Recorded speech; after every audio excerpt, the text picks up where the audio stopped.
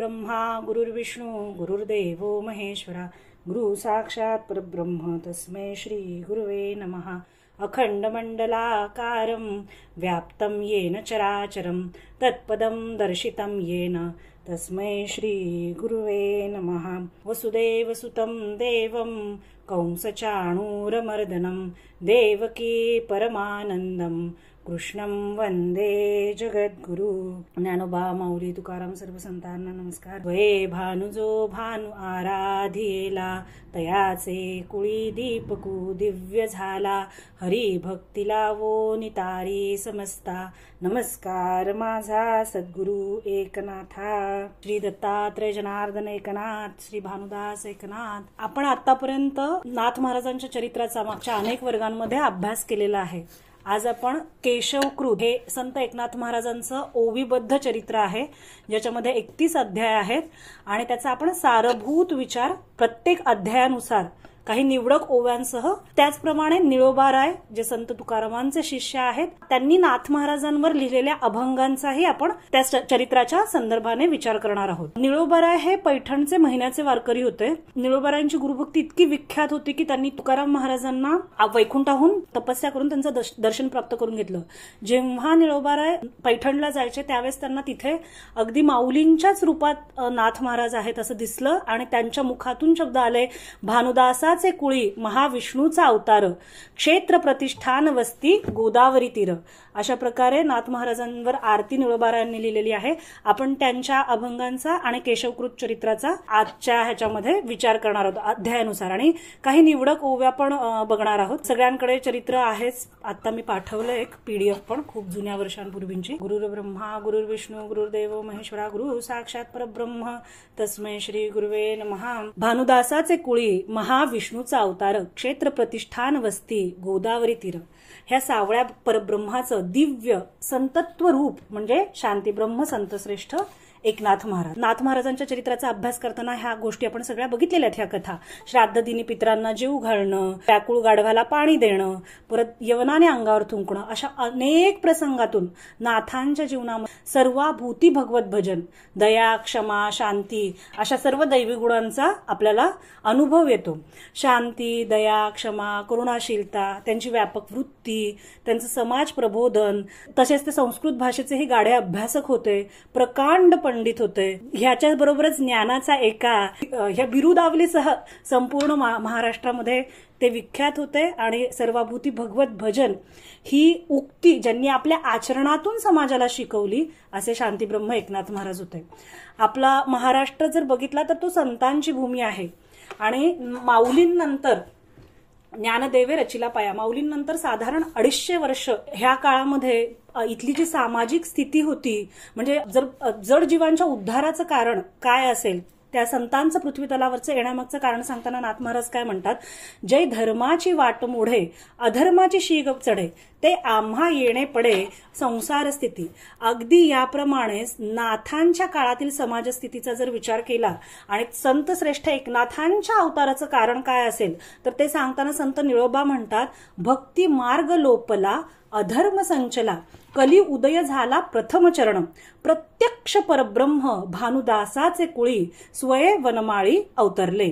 म्हणजे परकीय आक्रमण, धर्मांतर, असंख्य अत्याचाराने समाज त्रस्त झाला होता. अशा समाजाला भक्तीचा बळ देऊन भक्तिबळाच्या पुरुषार्थाने आंतरिक आणि बाह्य अशा दोन्ही दुष्ट प्रवृत्तींचा नाश करावा आणि सद्गुणांची जोपासना करावी, सदाचार प्राप्त व्हावा आणि त्यातून स्वमुक्तीची प्रेरणा दृढ व्हावी. हेच नाथ महाराजांच्या अवताराचं आपल्याला तत्कालीन सामाजिक भावना दिसून येते. म्हणजे महाराष्ट्राची परिस्थिती तेव्हा खूप बिकट होती.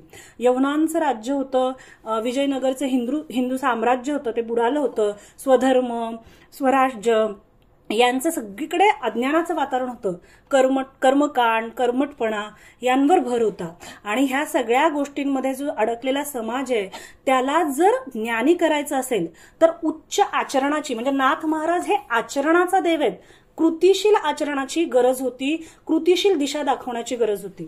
आणि हे कार्य नाथांच्या कृतीमधून, आचरणातून आणि उक्तीतून दोन्हीकडून समाजासमोर आलं. एक आदर्श गृहस्थाश्रम ह्याचं वस्तुपाठ सुद्धा नाथ महाराजांनी गृहस्थ धर्मियांपुढे ठेवलेला आहे. गृहाश्रमून सांडता कर्मरेखान उलांडता निज व्यापारी वर्तता बोधू सर्वथा न मिळे.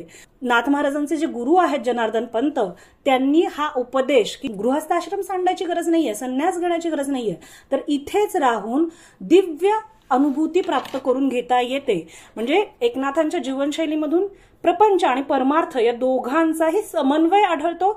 त्यांचा पूर्ण प्रपंच हा परमार्थच होता आणि त्यांच्या आचारांची शुद्धता त्यांनी राखली आणि कर्मठपणाचं बंड त्यांनी मोडलं. प्रेमळपणा, सौजन्य, शांती या खूप गुणांमुळे लोकांच्या मनात लोकसंग्रह केला आणि खूप त्यांच्याबद्दल प्रेम निर्माण झालं. भक्ती म्हणजे सर्वानुभूती, सप्रेम भजनयुक्ती, प्राप्ती म्हणजे अपरोक्ष स्थिती, भगवत स्फूर्ती अनिवार्य. भक्ती हा पंचम पुरुषार्थ आहे असं नाथ महाराजांनी समाजाला ठणकावून सांगितलं.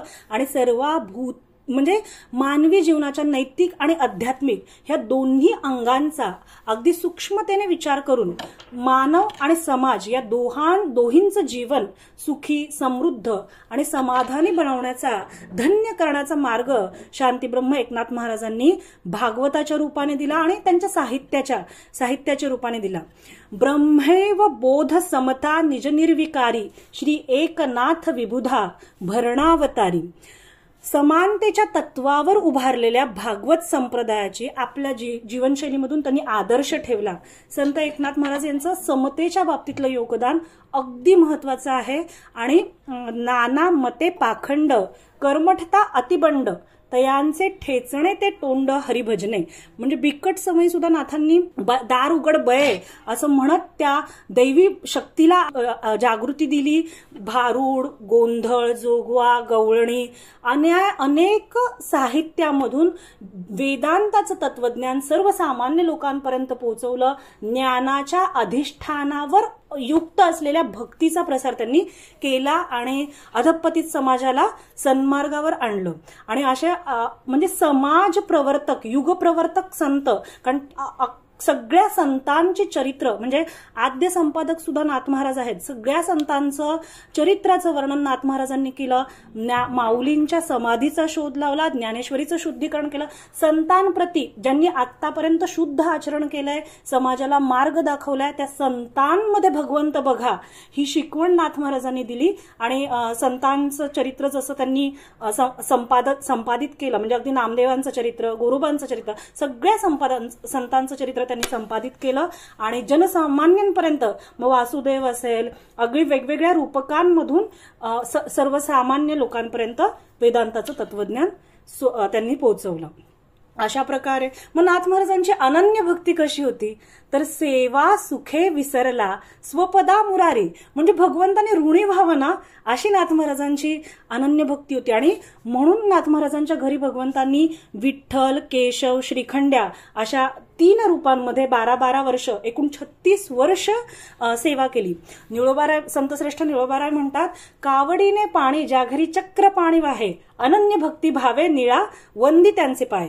सर्वोच्च कोटीची गुरुसेवा. उपनिषदांमध्ये कथा आहे की जेव्हा गुरुसेवेचं ऋण फेडण्यासाठी भगवंताला त्या साधकाच्या किंवा त्या शिष्याच्या सेवेमध्ये रुजू व्हावं लागतं. आणि इथे तर प्रत्यक्ष महाविष्णूचा अवतार ह्या पृथ्वी तलावर होता. त्यामुळे दत्तात्रय, ज्याला सर्व विश्वाचा आद्यगुरु म्हणतात, ते गुरुतत्व नाथ महाराजांच्या दरवाजावर चोपदारीचं काम केलेलं आहे. निळोबारायांचा खूप छान अभंग आहे, त्याच्यामध्ये ते म्हणतात, दत्तात्रय चोपदार उभे असे काठी कर. अशा प्रकारे सर्व ह्या केशवकृत चरित्रामध्ये हे चरित्र जे आहे ते सध्या योगीराज महाराजांनी 4-5 वर्षापूर्वी ह्याचं परत पुनर्प्रकाशन केलेलं आहे. तर हे चरित्र जे आहे ह्या सगळ्या 31 अध्याय आहेत. या चरित्रामध्ये नाथांच्या जीवनातल्या वेगवेगळ्या घटनांचा अध्यायवार उल्लेख आहे. तर आता आपण अध्यायवार हे चरित्र बघू. श्री गणेशाय नमः, श्री सरस्वत्याय नमः, श्री गुरुभ्यो नमः, श्री कृष्णाय नमः, श्री दत्तात्रय जनार्दन एकनाथ भानुदास एकनाथ.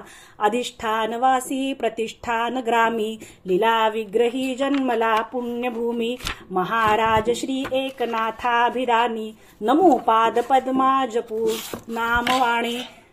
एकनाथ महाराजांच्या चरित्राच्या पहिल्या अध्यायामध्ये सुरुवातीला गणपती, सरस्वती, श्री गुरु, कृष्ण यांनी केशवकृतांनी ह्या सर्वांना वंदन केलेलं आहे. नाथ महाराजांना वंदन केलेलं आहे. त्यांच्या गुरु परंपरेला वंदन केलेलं आहे.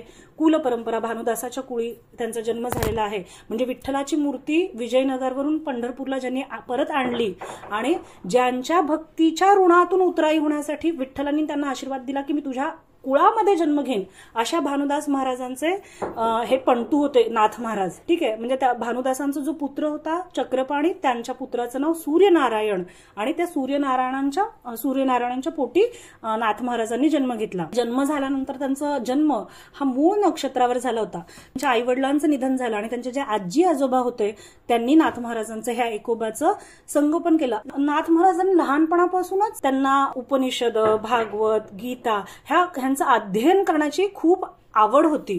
पहिल्या अध्यायात हे सांगितलेलं आहे की वयाच्या 6व्या वर्षी नाथ महाराजांची मुंज म्हणजे उपनयन संस्कार झाला आणि ते अगदी लहान वयातच अंकगणित सुद्धा करायला शिकले होते. म्हणजे भक्ती आणि तत्वज्ञानाशी त्यांचा अगदी लहानपणापासून संबंध आला होता आणि त्यांना आध्यात्मिक मार्गामध्ये खूप रस होता. इथे ह्या अध्यायात असं सांगितलं की तिथे एक शिवमंदिर होतं आणि नाथ महाराज तिथे जाऊन गुरु, कारण त्यांना जे पुराणिक त्यांच्या घरी येत होते हे सगळं शिकवायला, त्यांच्याकडून हे कळालं होतं की अध्यात्मामध्ये जर प्रगती पाहिजे असेल तर गुरु विण गती नाही.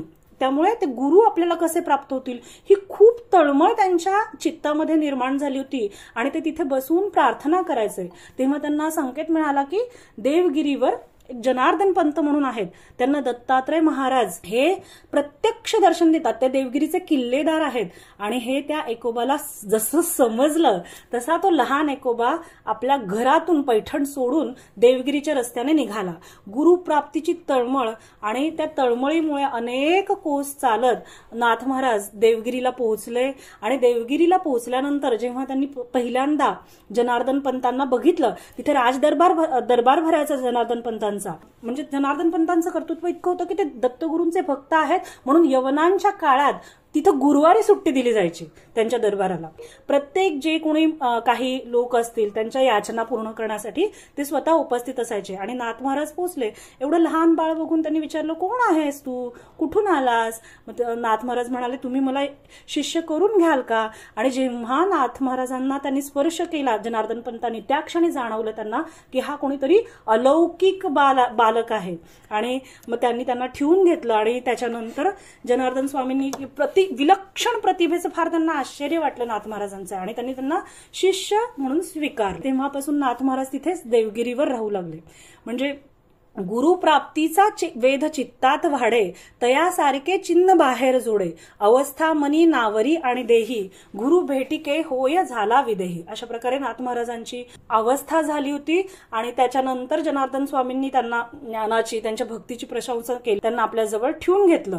त्याच्यानंतर नाथ महाराजांचं चरित्र म्हणजे संतांचं चरित्र कसं असतं तर ते भगवंताला सुद्धा अत्यंत प्रिय असतं आणि भगवंत जर कुठे असेल तर तो देवते संत. त्यामुळे नाथ महाराजांचा जर चरित्र बघितलं तर ते खूप विस्तृत आहे. म्हणजे जयाचे उजाळे उजळती बुद्धीचे डोळे, म्हणजे ज्या परब्रह्माच्या तेजामुळे आपल्याला थोडीशी बुद्धी प्राप्त होते, त्या बुद्धीच्या योगाने ते चरित्र आकलन केलं जाऊ शकत नाही. पण तरी पण आपण त्यांना प्रार्थना करू की तुम्हीच आम्हाला मदत करा हे चरित्र आकलन करण्यासाठी. शरण शरण एकनाथा पायी माथा ठेविला, नका पाहू गुणदोष झालो दास पायांचा. आपण त्यांना प्रार्थना करून त्यांच्या चरित्राला, आता पुढे त्यांनी कसं, म्हणजे त्यांच्या चरित्राचा जर केंद्रबिंदू काय असेल तर तो आहे गुरुभक्त. नाथ महाराजांनी जनार्दन स्वामींची सेवा करण्याचा निश्चय केला आणि त्यांनी निरंतर गुरुभक्ती केली, गुरुसेवा केली. त्यात त्यांना स्वतःचं देहभान ते विसरून जात होते, म्हणजे तहानभूक विसरत होते. त्यांना प्रचंड आनंद मिळत होता त्या गुरुसेवेमध्ये. ह्याच्यामध्ये असं सांगितलं की जे जे ते करू शकत होते त्यांनी संपूर्ण आपलं जीवन, म्हणजे त्यांच्या जीवनाचा केंद्रबिंदू जर काय असेल तर तो गुरुसेवा हाच त्यांच्या जीवनाचा केंद्रबिंदू असं आपण सांगू शकतो. अध्याय दुसऱ्या अध्यायामध्ये सांगितलंय पूर्णावतार श्री एकनाथ जगदोद्धार नरक अतिपवित्र गुरुसेवा निज भावार्थ दावी प्रकटार्थ आचरोनी. म्हणजे श्री एकनाथ महाराज हे कसे होते तर हे पूर्ण अवतार होते. त्यांनी गुरुसेवा आणि आत्मदृष्टीचं महत्व समजून घेतलं होतं. त्याचबरोबर त्यांनी पूर्णपणे गुरूंची सेवा केलेली आपल्याला आपण इथे बघू शकतो. म्हणजे काय काय करत होते तर स्वच्छता करायची, पादसंवाहन करायचं. एक दिवस तर ते शौच विधीचं साफ करणारा माणूस आला नव्हता, तर नाथ महाराजांनी स्वतः ती जागा, ते स्थळ स्वतःच्या हाताने साफ केलं. अशा अनेक सेवा, म्हणजे स्वयंपाक करायचे, गुरूंच्या वस्त्रांची स्वच्छता करायचे. कुठलीही सेवा त्यांनी कमी प्रतीची आहे असं मानलं नाही. जे दिसेल ते अत्यंत प्रेमाने त्यांनी गुरूंची सेवा केली, निष्ठेने केली. लीला विग्रही भगवंत नाथाचे शोधक चित्त प्रकट व्हावया चूक पाडित हिशेबात आधल्याची. म्हणजे भगवंताच्या लीला खूप वेगळ्या असतात. आता नाथ महाराजांची विलक्षण प्रतिमा कशी आहे, प्रतिभा, हे दाखवण्यासाठी काय झालं की त्यांच्या त्या जनार्दन स्वामी हिशोब पण सांभाळत होते. तर तिथे एक आदल्याची, म्हणजे एक पैशांचाच प्रकार आहे जो त्या काळातला तो मोजमापाचा प्रकार आहे. तर त्याची एक चूक मिळाली, तर ती चूक शोधण्यासाठी नाथ महाराज पूर्ण रात्रभर ती चूक शोधत होते. आणि जेव्हा जनार्दन स्वामींनी हे बघितलं की नाथ महाराज पूर्ण रात्रभर एकाग्र चित्त होऊन ही चूक शोधत आहेत, तेव्हा त्यांना या बालकाच्या प्रतिभेचं आणि त्याच्या बुद्धिमत्तेचं अत्यंत कौतुक वाटलं. त्यांना हे लक्षात आलं की, म्हणजे ही कथा दुसऱ्या अध्यायामध्ये आलेली आहे, त्यांना हे लक्षात आलं की हा बालक तत्व विचाराचा शोधन, म्हणजे तत्व पदार्थ शोधनाचं काम ह्याची बुद्धिमत्ता नक्कीच प्रगल्भतेने करू शकते. मग जनार्दन स्वामींचा काय नित्यनेम होता तर स्नान संध्या, ज्ञानेश्वरीचं पठण, अन्य धार्मिक कार्य. म्हणजे इथे ओव्या आहेत. जनार्दनाचा नित्यनेम स्नान संध्या अतिउत्तम, तयावरी आवडी परम, निजधर्म तो ऐका, सिद्ध राज श्री ज्ञानदेव, ज्ञानेश्वरी अमृतानुभव, स्वानुभव वदला अपूर्व, जनार्दना भाव त्या ग्रंथी. जनार्दन स्वामी काय करायचे तर स्नान संध्या करायचे, ज्ञानेश्वरीचं आणि अमृतानुभवाचं नित्य पठण करायचे. आणि पुढे नाथ महाराजांनाही त्यांनी सगळ्यात प्रथम ज्ञानेश्वरी आणि अमृतानुभव या 2 ग्रंथांचा अभ्यास करायला शिकवला. अशा प्रकारे नाथ महाराजांना त्यांनी म्हणजे पूर्ण शास्त्रांचं ज्ञान द्यायला सुरुवात केली. पुढे त्याच्यानंतर आणखी एक कथाप्रसंग ह्या अध्यायामध्ये आलेला आहे. एकदा काय झालं, अकस्मात कोणे एके दिनी यजमान शत्रू दुष्ट शिरोमणी, सेना समुदाय सज्जुनी युद्धालागी पयाला. जनार्दन स्वामी गुरुवारचे ध्यान करायचे दत्तात्रयांचं. जेव्हा जनार्दन स्वामी ध्यानाला बसले होते त्यावेळेस त्या देवगिरी किल्ल्यावर शत्रूंनी हल्ला चढवला. ते राजदूत जनार्दन स्वामींना ही गोष्ट वार्ता सांगायला आले की युद्धासाठी तुम्हाला यावं लागेल. आता आपले गुरु हे दत्तगुरूंची भक्ती करतायत, ध्यानामध्ये मग्न आहेत, हे बघून त्यांना त्रास नको म्हणून नाथ महाराजांनी स्वतःच चिलखत घातलं. ते घोड्यावर बसले आणि तलवार घेऊन, म्हणजे जे जनार्दन स्वामींचे जे शस्त्र होते ते त्यांनी घेतले आणि ते युद्धासाठी गेले. इथे खूप सुंदर वर्णन केलंय केशवांनी की ऐसे जाणून तत्वता झाला जनार्दन रूप धरिता, जो अनंत ब्रह्मांड रचिता त्या समर्थ हे कार्य किती. म्हणजे ज्या भगवंताने अनंत ब्रह्मांडाची रचना केली आहे त्याला हे नाथ रूपातलं त्या भगवंताला हे युद्ध करणं म्हणजे त्याच्यासाठी अगदी क्षुल्लक गोष्ट आहे. त्यांनी जनार्दनांचा वेश धारण केला आणि शस्त्र घेऊन त्यांनी अगदी निकटाने त्या शत्रूंशी सामना केला आणि त्यांना पराभूत करून पाठवलं. म्हणजे आपण ज्यांना शांती ब्रह्म एकनाथ महाराज म्हणतो ते शांती ब्रह्म एकनाथ महाराज अत्यंत शक्तिशाली होते. ते युद्ध करण्यासाठी समर्थ होते. ते क्रांती ब्रह्म होते खरं तर. म्हणजे त्यांच्या काळातल्या समाज स्थिती सोबत त्यांनी दिलेला तो एक प्रखर लढा होता आणि त्यामुळे ते समाज प्रवर्तक संत होते, एकदम युगप्रवर्तक संत होते की ज्यांनी आमूलाग्र बदल सामाजिक स्थितीमध्ये आणला. आणि श्रीनाथजी नाथ महाराज जेव्हा शत्रूंचा पराभव करून परत आले, राजाचं कार्य त्यांनी पूर्ण केलं होतं, त्यामुळे राजालाही खूप आनंद झाला. खूप विजय झाल्यानंतर त्यांनी आपल्या गुरूंच्या चरणी ते नतमस्तक झाले. अशी कथा इथे आलेली आहे. एकनाथ महाराजांना ह्या गुरुकृपेमुळेच ज्ञानप्राप्ती झाली आणि गुरूंच्या सेवेमुळे त्यांना परमार्थाची प्राप्ती झाली. आता अध्याय 3 ह्याच्यामध्ये आध्यात्मिक परंपरा काय होती तर श्री आदिनारायण, म्हणजे ते त्यांनी त्यांच्या अभंगातून सांगितलेलं आहे. श्री आदिनारायण, त्याच्यापासून नारायणापासून ब्रह्माला उपदेश प्राप्त झालेला आहे. ब्रह्मापासून अत्रिमुनी, अत्रिमुनींपासून दत्तात्रेय, दत्तात्रेयपासून जनार्दन स्वामी आणि त्यांच्यापासून श्री एकनाथ. म्हणजे कलियुगामध्ये भगवान दत्तात्रेयांचे 3 शिष्य त्यांनी सांगितलेत. सहस्त्रार्जुन, यदू जनार्दन तिसरा, केला शिष्य खरा कलियुगी, असं त्यांनी अभंगामध्ये सांगितलेलं आहे. त्यामुळे श्री जनार्दन स्वामी हे एकनाथांचे गुरु आहेत आणि जनार्दन स्वामींचे गुरु हे भगवान दत्तात्रेय आहेत.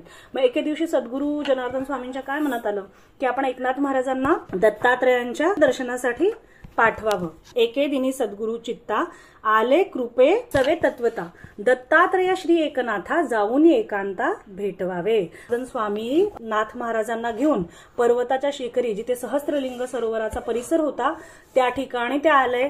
दत्तात्रयांनी आपल्या अंगावर चर्मवेष्टित केलेलं होतं. त्यांचं जे रूप होतं ते फकीरासारखं. मलंग म्हणजे काय, जे संन्यासी असतात हिमपर्वतावर राहणारे, त्यांचं अंग धुळीने ग्रस्त, अंग म्हणजे अंग धुळीने ग्रस्त झालेलं असतं, त्याला म्हणायचं मलंग. तर अशा फकीर वेशामध्ये, मलंग वेशामध्ये दत्तात्रय होते. जरी ते कुठल्याही वेशात असतील तरी जनार्दन स्वामींनी मात्र त्यांना तत्काळ ओळखलं आणि जनार्दन स्वामींनी अत्यंत आनंदाने दत्तात्रयांच्या चरणी माथा ठेवला आणि त्यांना वंदन केलं. त्याच्यानंतर दत्तात्रयांनी कुत्र्यांचं दूध काढलं आणि त्यांच्या हातामध्ये एक मृण्मयी पात्र होतं आणि काही भाकऱ्या होत्या शिळ्या. बरं, तर त्या शिळ्या भाकऱ्या आणि दूध यांचा काला केला आणि दोघं मिळून म्हणजे जनार्दन स्वामी आणि दत्तगुरु हे दोघांनी मिळून एका पात्रामध्ये अगदी अभेद, दत्त आणि जनार्दन हे अभेद आहेत ह्या भावनेने ते एका पात्रामध्ये अगदी सिद्ध भोजन करत होते. नाथ महाराज मात्र लांबून हे बघत होते की आपले गुरु कोणाबरोबर तरी भोजन करतायत. नाथ महाराजांनी विचार केला की आपले गुरु आहेत आणि ते भोजन करतात ह्या फकीराबरोबर, म्हणजे नक्कीच हा भगवंत असला पाहिजे, हा वेश पालटून आलेला भगवंत असला पाहिजे. आणि जेवण झाल्यानंतर जेव्हा जनार्दन स्वामींनी त्यांना ते पात्र धुवून आणायला सांगितलं तेव्हा त्यांच्या मनामध्ये दृढ निश्चय झाला होता की हे नक्की भगवंत असतील. म्हणून त्यांनी ते पात्र धुवून त्याचं पाणी पिलं. तत्क्षणी त्या प्रसादाने त्यांना ज्ञानदृष्टी प्राप्त झाली. स्वप्रकाश आत्मलिका आणि तेजाचा उमाळा निज तेजे सोज्वळा श्री दत्त स्वलीळा प्रकटला. भगवान दत्तात्रयांनी अंतर्ज्ञानाने हे जाणलं की श्रीनाथांनी प्रसाद प्राशन केलेला आहे. दत्तात्रयांनी नाथ महाराजांना अलौकिक असं दर्शन दिलं आणि अभय वर दिला. दत्तात्रयांनी जनार्दन स्वामींना काय सांगितलं की जनार्दनासी बोले दत्त हा विठ्ठल अवतार मूर्तिमंत, याचेनी प्रसादे जन बहुत भवसिंधू त्वरित पावतील. म्हणजे दत्तात्रय स्वामी जनार्दनांना सांगितलं की हे श्रीनाथ आहेत ना, हा साक्षात मूर्तिमंत विठ्ठलाचा अवतार आहे. तू अजून यांना ओळखलेलं नाहीयेस ह्या नाथा एकोबाला, तर हा एकोबा म्हणजे विठ्ठलाचा अवतार आहे. त्या प्रसादाने अनेक लोक, असंख्य लोक भवसिंधू त्वरित उद्धार पावतील. याचेनी वाग्विलास ग्रंथे प्राणी पावतील भक्ती पंथाते, वैराग्य ज्ञान होय पुरते सायोज्य मुक्ती ते पावतील. ह्याच्या वाग्विलास ग्रंथामुळे, ह्याच्या प्रासादिक वाणीमुळे ह्या एकोबाच्या अनेक लोक भक्तीच्या मार्गावर लागतील. हरी भक्ती लावोनी तारी समजता, नमस्कार माझा सद्गुरु एकनाथा. अनेक लोक भक्तिपंथाला लागतील, वैराग्य आणि ज्ञान प्राप्त होईल लोकांना, त्यांना सायुज्य मुक्ती प्रदान होईल. अशा प्रकारे दत्तात्रयांचं नाथांना सर्वप्रथम झालेलं दर्शन हे अध्याय 3 ह्याच्यामध्ये आलेलं आहे. ठीक आहे. त्याच्यानंतर अध्याय 4 पुढे जेव्हा दत्तात्रयांचं दर्शन झालं आणि तिघेही अभेद झाले, म्हणजे दत्तगुरु, जनार्दन स्वामी आणि एकनाथ ह्यांना तिघांनाही अभेद स्थिती प्राप्त झाली. नाथांचं द्वैत दूर झालं. त्याच्यानंतर जनार्दन स्वामींनी एकनाथांना देवगिरीच्या वायव्येलाच एक शूलभंजन नावाची टेकडी होती, त्या टेकडीवर जाऊन भगवान श्रीकृष्णाचं ध्यान करायला आज्ञा दिली. आणि जशी गुरूंची आज्ञा तसं एकनाथ महाराज शूलिभंजन पर्वतावर आले. तिथे त्यांनी भगवान श्रीकृष्णाचं, म्हणजे हे जे शूलिभंजन पर्वत आहे ही कथा अध्याय 4 मध्ये आलेली आहे. पूर्वी ही भूमी मार्कंडेय ऋषींची तपोभूमी होती, शूलिभंजन पर्वत. मग नाथ महाराज काय करायचे, अगदी ब्राह्म मुहूर्तावर उठायचे बरं का. ब्राह्म मुहूर्तावर उठून स्नान करायचे, पूर्वाभिमुख व्हायचे आणि श्रीकृष्णाचं ध्यान करायचे. आणि ज्या वेळेस त्याचं ध्यान करायचे त्या ध्यानामध्ये तत्काळ श्रीकृष्ण प्रकट व्हायचे. त्या पुण्य पुरुषा करता ध्यानी तत्काळ प्रकटे श्रीकृष्ण, मने षोडशोपचार पूजन करिता बाह्य स्फुरण मावळले. आणि त्यांना ध्यानाच्या वेळेस अखंड श्रीकृष्णाचं दर्शन प्राप्त व्हायचं. बरं, एकदा काय झालं, जेव्हा नाथ महाराज ध्यानाला बसायचे तर त्या ध्यानाच्या वेळेला एक नाग होता, तो त्या पर्वतावर राहत होता. तो नाथ महाराजांच्या जवळ यायचा आणि नाथांच्या मस्तकाभोवती फणा काढून तिथे बसायचा. नाथ महाराजांना अद्वैत स्थितीला प्राप्त झाले होते, त्यामुळे त्यांचं शरीर पूर्ण चैतन्यमय झालं होतं. त्यांच्या चैतन्याने आणि त्यांच्या सच्चित सुख स्वरूपाने त्या नागराजाचा दाह सुद्धा शांत झाला होता. चित्त शुद्ध तरी शत्रुमित्र होती, व्याघ्रही न खाती सर्पतया. तो नाग जो महाविषारी नाग होता तो मात्र नाथांच्या ते जेव्हा ध्यानावस्थेत असायचे तेव्हा त्यांच्या मस्तकावर फणाकडून, आपण एक चित्र बघतो नाथ महाराजांचं, जे ध्यानाला बसलेत आणि नाग असा मस्तकावर फणाकडून आहे, तर तो नाग त्याचा गुणधर्म सोडून, चित्त शुद्ध तरी शत्रुमित्र होती, व्याघ्रही न खाती सर्पतया, तो त्याचा गुणधर्म सोडून नाथ महाराजांना सावली द्यायचा, नाथ महाराजांची सेवा करायचा. एकदा काय झालं, एक धर्मात्मा शूद्र होता जो पर्वताच्या तळाशी राहायचा आणि तो रोज बघायचा तिथं, त्याची गुरं घेऊन यायचा आणि त्यावेळेस तो बघायचा की एक साधक आहे जो काहीतरी साधना करतो एवढं त्याला समजायचं. आणि मग तो काय करायचा की त्या गाईचं जे दूध असेल ते थोडंसं दूध तिथं ठेवून जायचा रोज नाथ महाराजांच्या इथे. आणि जेव्हा तो एक दिवस आला, म्हणजे तो अवेळी आला, नेहमीच्या वेळेनुसार आला नाही, आणि त्याने बघितलं की एक नाग नाथ महाराजांच्या मस्तकावर फणा काढून उभा हे बसलेला आहे. तेव्हा तो म्हणाला, ब्राह्मण शिरी फणा अद्भुत, काढूनी नाग छाया धरित, केव्हा डंखीला हा नकळत, झाला दुःखीत तो क्षुद्र. म्हणजे त्याला भीती वाटली की आता हा नाग नाथ महाराजांना चावतोय की काय, त्यांना सर्पदंश होईल. ह्या भीतीने तो घाबरला आणि त्यांनी जोरात आवाज केला नाथांच्या जवळ जाऊन. महाराजांची त्यांनी डोळे उघडले, त्यांच्या ध्यानातून ते बाहेर आले. त्यांच्या मुखातून एक अभंग निघाला की आम्हा डंखावया आला काळ, तो काळची झाला कृपाळ, भली ओळखी झाली आत्ता, चित्त मिनलेसे चित्ता, एका जनार्दनाचे पायी, जिण्या मरणा सौरसू नाही. अशा प्रकारे डंखायला आलेला काळ सुद्धा कृपाळू झाला आहे, कारण काळावर वर्चस्व नाथ महाराजांना प्राप्त झालं. काळ रुळ तो चरणी, देव घरी वाहे पाणी. त्याच्यानंतर नाथ महाराजांना त्या क्षणी जेव्हा ते ध्यानातून बाहेर आले आणि त्यांच्या मुखातून हा अभंग पुढे आला, त्याच्यानंतर नाथ महाराजांना तिथेच तत्क्षणी श्रीकृष्णाचं साक्षात दर्शन झालं.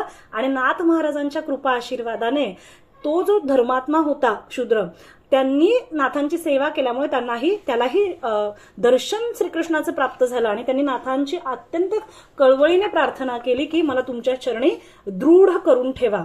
मग त्यात जसं श्रीकृष्णाचं दर्शन प्राप्त झालंय त्याचं वर्णन इथं आहे की तेच समयी दिव्य तेज प्रकटे आपोआप सहज, श्रीकृष्ण मूर्ती तेज महाभुज निज शोभा, शंख पद्म गदा चक्र आयुधांकित चारीकर, स्वरूप अति लावण्य मनोहर, सुखकर निजदासा, कासे मिरवे सोनसळा, आपाद शोभे वनमाळा, कटी किंकणे तेजाळा, कौस्तुभ गळा लखलखित, उचलून या चहुकरी, एकनाथासी हृदय धरी, कुरवाळीत नानापरी, सुख अंतरी दाटले. म्हणजे श्रीकृष्णाने नाथ महाराजांना आलिंगन दिलं आणि श्रीकृष्णाच्या दर्शनामुळे नाथ महाराजांना अत्यंत ते समाधानी आणि आनंदी झाले. त्यांच्या गुरूंनी सांगितलं होतं, जेव्हा तुला काही वेगळी घटना घडेल तुझ्या आयुष्यात तेव्हा तू तत्काळ मला शूलिभंजन पर्वतावरून येऊन सांग, असं तपस्येला जाण्याआधीच सांगितलं होतं. त्यामुळे मग नाथ महाराज त्यांच्या गुरूंना भेटण्यासाठी देवगिरीला गेले. त्यांनी सांगितलं, असा एक नाग माझ्या मस्तकावर फणा करून माझं रक्षण करतोय. भगवंताचंही दर्शन झालेलं सांगितलं. आणि त्यामुळे जनार्दन स्वामींना एकनाथांच्या भक्तीचं, त्यांना प्राप्त झालेल्या अवस्थेचं, त्यांच्या तपस्येचं खूप खूप कौतुक वाटलं आणि त्यांना भरभरून आशीर्वाद दिले. इथेच हा 4था अध्याय संपतो. 5व्या अध्यायामध्ये म्हणजे काय काय घटना आहेत तर चतुश्लोकावरची टीका आहे आणि तीर्थयात्रा ह्या संदर्भात 5व्या अध्यायामध्ये घटना आहेत. तर चतुश्लोकी भागवतावर टीका केलेली आहे. आधी तीर्थयात्रेला प्रारंभ करतात नाथ महाराज. त्यांनी विविध तीर्थक्षेत्रांना भेट दिली, तिथं पूजा अर्चा केली, भक्तांना तीर्थयात्रेचं महत्व समजावून सांगितलं, भक्तीच्या मार्गावर जाण्यासाठी वेगवेगळ्या तीर्थांमध्ये ते गेले. पंचवटी, त्र्यंबकेश्वर ह्या तीर्थक्षेत्रांना भेट दिली. पंचवटी हे तीर्थक्षेत्र रामायणातलं खूप महत्वाचं स्थान आहे. म्हणजे राम, सीता, लक्ष्मण यांनी वनवासातला काळ तिथं वास्तव्य केलं होतं. आणि त्र्यंबकेश्वर हे आपल्याला माहिती आहे की भगवान शिवाचं एक मुख्य ज्योतिर्लिंग आहे. मग नाथ महाराजांनी तिथे पूजा अर्चना केल्या, जे धार्मिक विधी असतात ते केले, जनार्दन स्वामींबरोबर ते केले. आणि त्याच्यानंतर ते पुढे तिथे चंद्रबोध या नावाच्या एका ब्राह्मणाची, अत्यंत जो विद्वान होता, वेदशास्त्रांमध्ये पारंगत होता, अशा चंद्रमा भट्ट नावाच्या एका ब्राह्मणाची त्यांची भेट झाली. आणि म्हणजे चंद्रमा भट्ट यांच्या जीवनात जे बदल झाले नाथ महाराजांना भेटल्यानंतर तेही सांगितलेत. आणि त्यांना विदेह स्थिती, समाधी स्थिती प्राप्त झाली. पुढे त्यांनी देवगिरीवर, म्हणजे आजही त्यांचं समाधीस्थान देवगिरीवर आहे, जे अत्यंत अद्भुत आहे. आणि त्याच्या समाधीचे अद्भुत चमत्कार आजही देवगिरीमध्ये मानले जातात. जेव्हा हे चंद्रमा भट्ट नाथ महाराज आणि जनार्दन पंत एकत्र होते त्यावेळेस जनार्दन स्वामींनी नाथ महाराजांना चतुश्लोकी भागवत, आपण ह्यापूर्वी बघितलेले आहेत चतुश्लोकी भागवताचे 4 श्लोक, तर त्याच्यावर टीका लिहिण्यासाठी नाथ महाराजांना सांगितली. नाथ महाराजांनी ह्या चतुश्लोकी भागवतावर टीका लिहिली. भक्ती, ज्ञान आणि वैराग्यांचं भरभरून महत्व या ग्रंथामध्ये नाथ महाराजांनी सांगितलेलं आहे. ही टीका अत्यंत प्रासादिक आहे. नाथ महाराजांचा हा पहिला ग्रंथ आहे जो गुरुकृपेने, म्हणजे जो उपदेश भगवंतांनी ब्रह्मदेवांना सृष्टीची निर्मिती कशी करावी हे समजत नव्हतं, कर्मामुळे त्यांना जाड्य आलं होतं, तेव्हा भगवंतांनी तप असं सांगितलं. आपण बघितलं परंपरा, गुरु परंपरा, आदिनारायण, ब्रह्मा, अत्री, तर भगवंतांनी ब्रह्मदेवांना तप असं सांगितलं. मग ब्रह्मदेवांनी तपस्या केली आणि त्यांना त्याच्यामुळे सृजनशीलता, सृष्टीची निर्मिती कशी करायची हे प्राप्त झालं. तर ते जो 4 श्लोकात्मक उपदेश भगवंतांनी ब्रह्मदेवाला केला तो भागवताच्या 2ऱ्या स्कंधामध्ये आलेला आहे. ते श्लोक मी तुम्हाला मागे पाठवलेले आहेत. तर त्याच 4 श्लोकांवर जी टीका आहे ती नाथ महाराजांचा हा पहिला ग्रंथ आहे, चतुश्लोकी भागवत. त्याच्यानंतर नाथ महाराजांनी अनेक भक्तांचे उद्धार केले, भक्तांना मार्गदर्शन केलं, भक्तीच्या मार्गावर चालण्यास प्रेरणा दिली, आध्यात्मिक मार्गदर्शन अनेकांना दिलं. आणि ह्या सगळ्या गोष्टी ह्या 5व्या अध्यायामध्ये आलेल्या आहेत. तर हा 5वा अध्याय संपला. त्याच्यानंतर भक्तीचा उल्हास, उभयंतांचे निज ऐक्यपणे, वियोग तेथे नाही जाणं, एका जनार्दनाचे शरण, केशव शरण निज भावे, भावास कारण भक्ती, भक्तीचा उल्हास सत्संगती, तेच निष्ठा नामकीर्ती, केशवापर्यंती गुरुनिष्ठा. आणि इथे हा 5वा अध्याय समाप्त झालेला आहे. त्याच्यानंतर 6वा अध्याय सुरू होतोय की जय जय श्री एकनाथा, आवडी पाय नमितो माथा, तुझे चरित्र आठविता, निज सुखदाता तू होसी, गुरु आज्ञा तीर्थाटन केलिया मागे जनार्दना, आठव तुझा क्षणक्षणा, होतसे परिपूर्ण अतिप्रीती. आता गुरुच्या आज्ञेने तीर्थाटनाला पुढे गेले नाथ महाराज, पण जनार्दनांना मात्र नाथ महाराजांची अत्यंत आठवण यायला लागली. आणि इकडे प्रतिष्ठानमध्ये आजी आजोबांना सोडून आले होते. आजी आजोबा तिथेच वाट बघत होते, कुठे गेला हा एकोबा, कुठे गेलाय.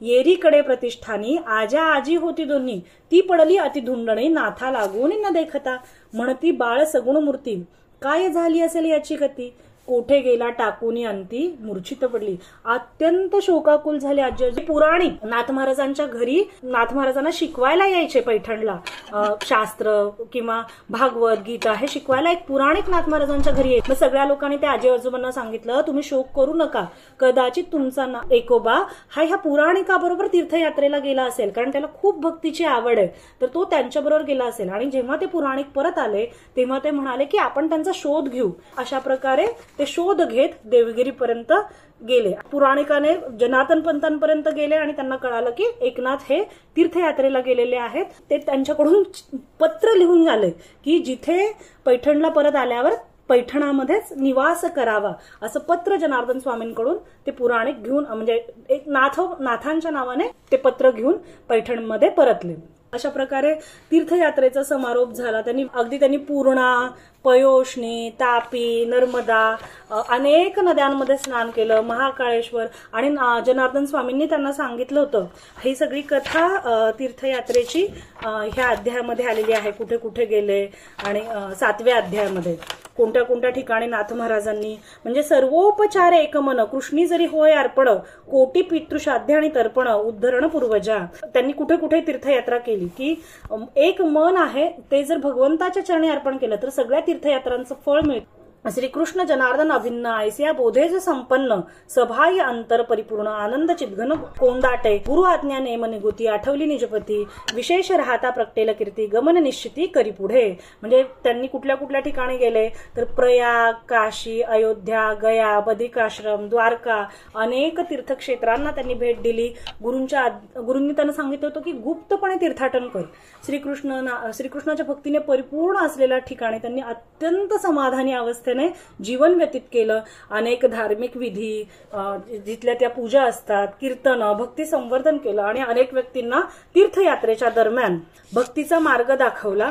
असं ह्या पूर्ण तीर्थाटनाचं जे वर्णन आहे ते ह्या 7व्या अध्यायामध्ये आलेलं आहे. आणि गुरूंनी एक पत्र जे लिहून दिलेलं होतं ते पत्रही ह्या अध्यायामध्ये म्हणजे दाखवलं त्यांना आणि त्यांना तिथे निवास करायला सांगितलं. तव उभयताचे मन निसंदेह आली खुण, लक्ष्मी तयाचे वदन. जेव्हा नाथ महाराज पैठणमध्ये आले त्या क्षणी नाथ महाराजांना हे गुरूंनी दिलेलं पत्र आजी आजोबांनी दाखवलं. आम्हा वृद्ध अनाथासी दुःखी टाकून तू गेलासी, आजी दैवे सापडलासी, का रुसलासी विसावया, ऐशापरी घेऊन जनार्दनाचे नाव, पत्र काढिले स्वयमेव, पाहुनी गुरु हस्ताक्षर अपूर्व, आला स्वभाव सद्भाव वंदनार्था, हाती घेऊन पत्रिका, स्वये वंदली निजमस्तका, वाचिताची भावपूर्वका, सर्व आवांका राहिला, गुरु आज्ञा नेमस्त, या उभयंताचे रक्षून चित्त, तेथेच राहावे स्वस्थ, परिपूर्ण व्रत यांचेनी. म्हणजे गुरूंनी जनार्दन स्वामींनी आज्ञा केली होती की तू आता पैठणमध्ये स्थित हो, गृहस्थ आश्रमाचा स्वीकार कर. आणि हे ते पत्र बघून नाथ महाराजांनी तिथे पैठणमध्ये निवास करण्याचा निश्चय घेतला. चरित्रामध्ये असं ते म्हणतात केशव की वारयाचा संचार होता, घुमारा घुमो लागो तत्वता, नवे ह्याची स्वतंत्रता, तेवी वदनी वक्ता श्री गुरु. म्हणजे वाऱ्याचा संचार झाला, ते घुमवतात ना, ते घुमू लागतं. तसं माझी ही स्वतंत्रता नाहीये, तो एकनाथ नावाचा गुरु आहे माझा, तो माझ्या मुखातून ही कथा वधवून घेत आहे. परतंत्रता वैखरी वदो लागे या अक्षरी, गुरुकृपा काय न करी, मूर्खही परी बोलवित. म्हणजे गुरुकृपा काय करू शकत नाही, तर एखाद्या मूर्ख व्यक्तीकडून सुद्धा वेदार्थ बोलवून घेऊ शकते. शिळा तरी तरती सागरी, रामनामी अगाध थोरी, तेथे बोलावया वैखरी, काय परी नवलाया, मुके होय वाचाळ, गुरुकृपेचे ऐसे बळ, श्रीनाथ ऐश्वर्य सकळ, होय विवळ निजबोधी. म्हणजे ही पूर्णपणे नाथ महाराजांची कृपा आहे की ही शब्द त्यांच्या कृपेने मुखातून येत आहेत, असं केशव स्वामी म्हणून ते नाथ महाराजांना दत्तात्रय जनार्दनांना वंदन करून हा 7वा अध्याय इथे संपवतात. त्याच्यानंतर अध्याय 8वा. अध्याय 8मध्ये काय म्हणतात की आता 2-3 गोष्टी आहेत. पहिली गोष्ट आहे की भगवंत विठ्ठल ह्या ब्राह्मणाचं रूप घेऊन नाथ महाराजांचं ध्रुवपद करण्यासाठी त्यांच्या घरी येतात. म्हणजे नाथ महाराजांच्या घरी एक दिवस काय झालं, नाथ महाराजांनी एकादशीच्या दिवशी कीर्तन एकादशीचं अपूर्व स्वयमेव आरंभिले. म्हणजे एकादशीच्या दिवशी एकदा अद्वितीय असं कीर्तन सुरू केलं नाथ महाराजांनी. आजी आजी चक्रपाणी येथवरी पाहुणे भाव, जयाच्या उद्धारी लाघव, कीर्तन एकादशीचा अपूर्व स्वयमेव आरंभिले, द्रुपद धरावया आपण, श्रीकृष्ण होऊनी ब्राह्मण, आला अतिप्रीती करून, सेवे लागून नाथाच्या. अंगे नाथाचे कीर्तन. नाथ महाराज उभे आहेत कीर्तनात, साहित्य करी श्रीकृष्ण. त्यांचं जे ध्रुवपद आहे, टाळ घेण्याचं काम आहे, हे कृष्ण भगवान विठ्ठलाच्या रूपाने करतात. तेथील ऐकता श्रवण, समाधी संपूर्ण श्रोतया. म्हणजे नाथांचं कीर्तन ऐकताना नाथ महाराज कीर्तनात उभे आहेत आणि बाजूला जे त्यांचं कीर्तनाचं साहित्य आहे ते भगवंत पुरवतात. हे बघून समोरचे जे श्रोते होते ते संपूर्ण समाधी अवस्थेमध्ये जात होते. असंच त्यांचं दिव्य कीर्तन, दिव्य अनुभव लोकांना प्राप्त होत होता. आणि पुढे काय झालं की पुढे आला श्रावण मास, वद्य अष्टमी कृष्ण जयंतीचा उत्साह असं नेमले. पुढे नाथ महाराजांनी कृष्ण जयंतीचा उत्सव, गोपाळकाल्याचा उत्सव, नाथ महाराज गोकुळ अष्टमीचा उत्सव खूप जोरात साजरा करायचे, श्रीकृष्ण जयंती. तर मग तो उत्सव त्यांनी साजरा करायला सुरुवात केली. आणि लोक काय म्हणायचे की घरोघरी त्याची कथनं म्हणती, धन्य याचे सत्पुरुषपण, कीर्तनी होत समाधीस्थ मन, ऐसे कीर्तन दुजे नाही, यापरी लोकसंग्रहता, होय ऐसी हे वार्था, ब्राह्मण मुखे जनार्दन पंथा, आली तत्वता देवगिरीसी. म्हणजे इतकं अद्भुत कीर्तन आजपर्यंत बघितलं नाहीये. आणि अशा प्रकारे त्यांचा लोकसंग्रह वाढायला लागला. आणि ती गोष्ट की लोक समाधी अवस्थेपर्यंत जातात त्यांच्या कीर्तनामध्ये, ही गोष्ट जनार्दन पंतांच्या कानी गेली. ज्ञान वैराग्य भक्तियुक्त, स्वये आचरोनी देख लावित, ऐकोनी जनमुखीची मात, आनंदे चित्त सद्गुरूंचे. आणि त्यांच्या चित्तांना इतका म्हणजे ज्ञान आणि वैराग्य ह्यांचं स्वतः आचरण करून इतरांनाही त्या मार्गाला लावतायत. ही एकनाथांच्या बाबतीतली वार्ता जेव्हा जनार्दन पंतांना केली तेव्हा त्यांच्या चित्ताला अत्यंत आनंद झाला. आणि त्यांना वाटलं की एकदा तरी आता डोळे भरून ह्या एकनाथाला, ह्या एकोबाला, लहानसा जो एकोबा आपल्याकडे आला होता, ह्याला आता आपण एकदा तरी बघितलं पाहिजे आपल्या डोळ्यांनी. तयासी पाहावया दिठी, हेत जनार्दना पोटी, एक वेळ तेथील रहाटी, घेऊन भेटी पहावी. कृष्ण जयंती उत्साहासी, तेथेची करावावी प्रतिवर्षी, प्रयाण करोनी सत्वरेसी, प्रतिष्ठानासी पावला. मग जनार्दन पंत प्रतिष्ठान नगरात देवगिरीहून पैठणला आले. सर्व साहित्य राजसंपत्ती सवे घेऊन सद्गुरु मूर्ती पावला नाथ द्वारा प्रती नवल देखती निजनयनी.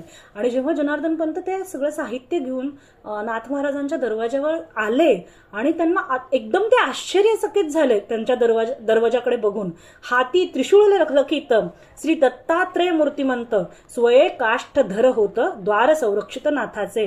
म्हणजे साक्षात सर्व गुरूंचे गुरु आद्य गुरु दत्तात्रय तिथं काठी घेऊन चोपदारकीचं काम करत होते. देखोनी चमत्कारला म्हणे हे कैसे अघटित करणे. साष्टांग नमस्कारुनी कर जोडून राहिला.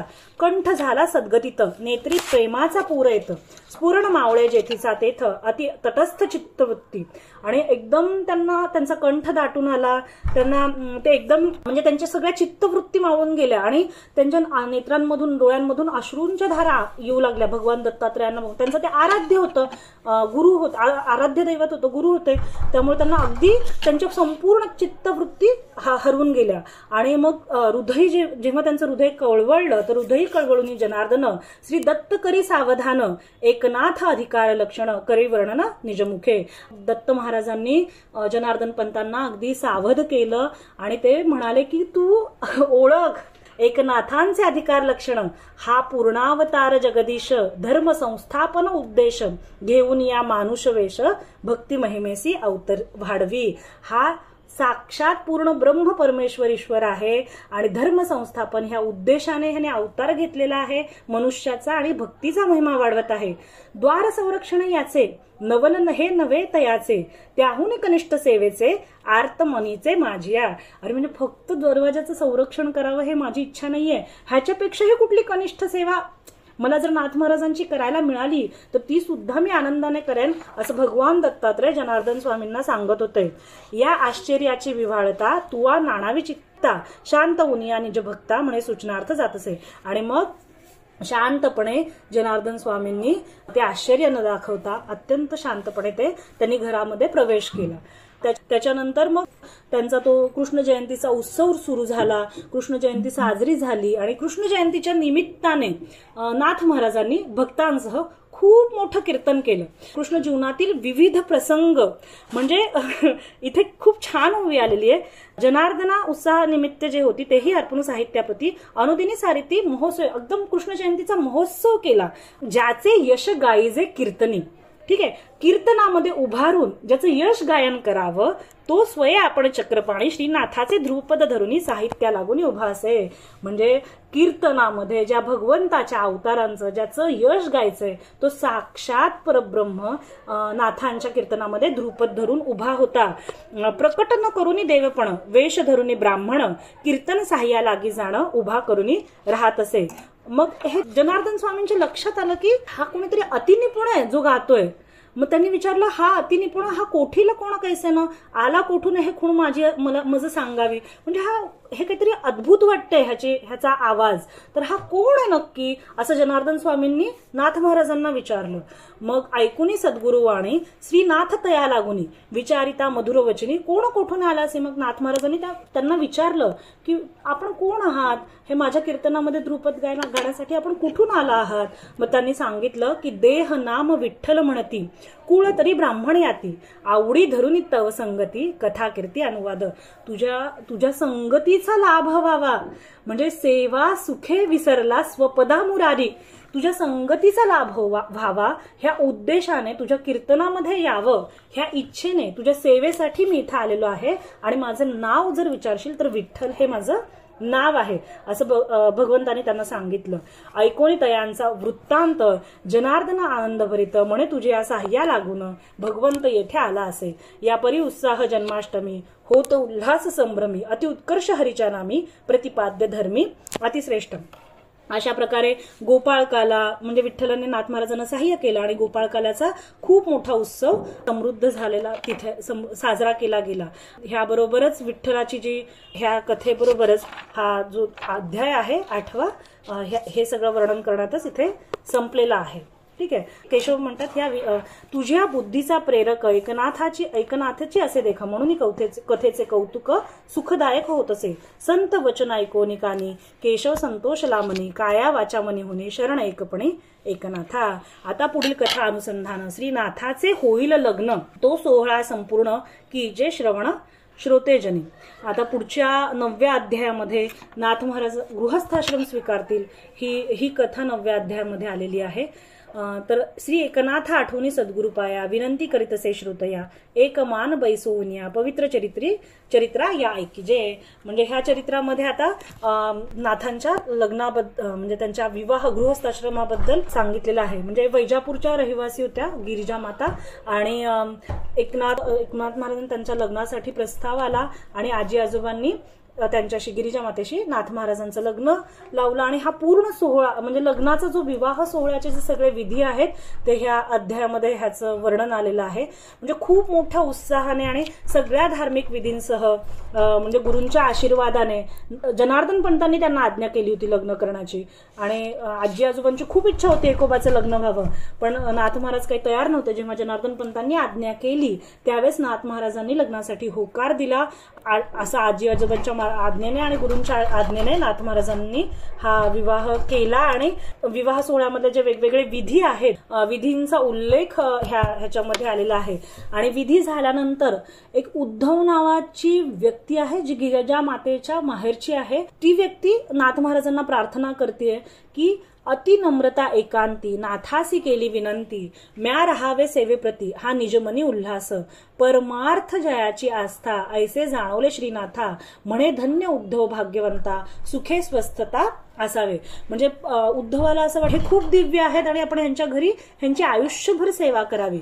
मग त्यांनी नाथांना तशी विनंती केली आणि ते नाथ महाराज तर सगळ्यांसाठीच ते तयार असायचे. नाथ महाराजांनी उद्धवांना अनुमती दिली राहण्याची आणि त्याच्यानंतर पूर्ण आपलं संपूर्ण आयुष्य ह्या उद्धवांनी नाथ महाराजांच्या सेवेमध्ये घालवले. ते अत्यंत निष्ठावान होते आणि ते नाथ महाराजांच्या सेवेत अनेक कार्य करत होते. नाथ महाराजांनी उद्धवाला आध्यात्मिक मार्गदर्शन केलं, भक्ती मार्गावर चालण्यास प्रारंभ केला नाथ महाराजांच्या आशीर्वादामुळे.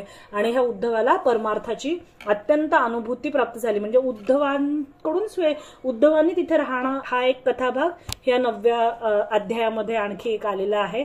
त्याच्यानंतर नाथ महाराजांचा गृहस्थाश्रम म्हणजे प्रपंच त्यांचा जो होता तोच परमार्थ सगळा, कारण संसार सगळा बुडून गेलेला होता. विषय आधीच द्वैत निघून गेलेलं होतं. अद्वैत स्थितीला ते खूप आधीच प्राप्त झालेले होते. त्यामुळे त्यांची प्रत्येक कर्म, प्रत्येक क्रिया, प्रत्येक श्वास ही पूजा आणि भक्तीच होती. कारण पूर्ण ज्ञानाच्या अधिष्ठानावर त्यांचा गृहस्थाश्रम होता. त्यामुळे प्रपंच आणि परमार्थ यांचा समन्वय म्हणजे पूर्ण 4 युगांमध्ये धन्य गृहस्थाश्रम असं जर कोणाचं म्हणायचं असेल तर तो नाथ महाराजांचा गृहस्थाश्रम अत्यंत धन्य होता. कारण पूर्णपणे 2 गोष्टी म्हणजे शांतता आणि दुसरी महत्वाची गोष्ट म्हणजे ज्ञानाच्या अधिष्ठानावर केलेली कर्म आणि जी भगवत भक्तीच होती. त्यामुळे प्रपंच असं काही नव्हतंच तिथे. तो पूर्ण प्रपंच ईश्वरमय झालेला होता नाथ महाराजांचा. आणि मग नाथ महाराजांना हरी पंडित नावाचा एक मुलगा होता, गंगा गोदा ह्या मुली होत्या. आणि त्यांचं कौटुंबिक जीवन सुद्धा, त्यांची दिनचर्या पण खूप अत्यंत आदर्श होती. त्यांचं कौटुंबिक जीवनही गृहस्थाश्रमी जीवनही खूप आदर्श होतं. म्हणजे आत्मसंयम होता, उदारपणा होता, अन्नदान आणि स्वस्वरूपाचं दान, हे 2 दानं नाथ महाराजांनी अखंडपणे त्यांच्या आयुष्यात केलेली आहेत. त्याच्यानंतर म्हणजे करुणा, समता, सगळ्या प्राण्यांबद्दल दया, दानधर्म करणं, भक्ती पूजा करणं, खूप सुंदर प्रकारे पूजा करायचे. ते भगवंताचे अभंग करणं, गाणं, भजन भक्ती करणं, कीर्तन करणं, अशा अनेक प्रवचन करणं, भगवंताचे नामस्मरण करणं, त्याचबरोबर धार्मिक ग्रंथांचा अभ्यास आणि त्यांचं योग, ध्यान, धारणा ह्याही गोष्टी त्यांच्या चरित्रामध्ये होत्या. आणि अशा प्रकारे त्यांचं जीवन पूर्णपणे धार्मिक स्वरूपाचं जीवन होतं, जे पूर्णपणे परमार्थ ईश्वरमय त्यांचा प्रपंच होता. आणि असं त्यांचा संसार नव्हता, तो परमार्थच होता, इतका तो दिव्य होता. ह्याचबरोबर हा जो 9वा अध्याय आहे तोही इथे संपलेला आहे. मग इथे 9व्या अध्यायाच्या शेवटी हे म्हणतात की प्रपंचची ज्या परमार्थ ऐसा अवतार हा समर्थ, जगदोद्धारार्थ येथ स्वये आचरित गुरुनिष्ठा. म्हणजे पूर्ण प्रपंच परमार्थ कसा करायचा हे जगाला दाखवण्यासाठी हा सुंदर असा अवतार झालेला आहे अशी स्तुती केशव महाराज करतात. आणि त्याच्यानंतर त्या म्हणतात की गिरिजाबाईसह श्रीनाथ संसारची करुणी परमार्थ साम्राज्य करीत प्रतिष्ठानी श्रीनाथ कृपेचे पोचणे द्वार येऊनी बैसले सुने गुरुगुरु बोलूनी वदने केशव एकपणे विनित श्रीनाथ चरित्र कथा अवधान देऊनी शोता परिसोनी येथेची अवस्था निज स्वार्था पावावे.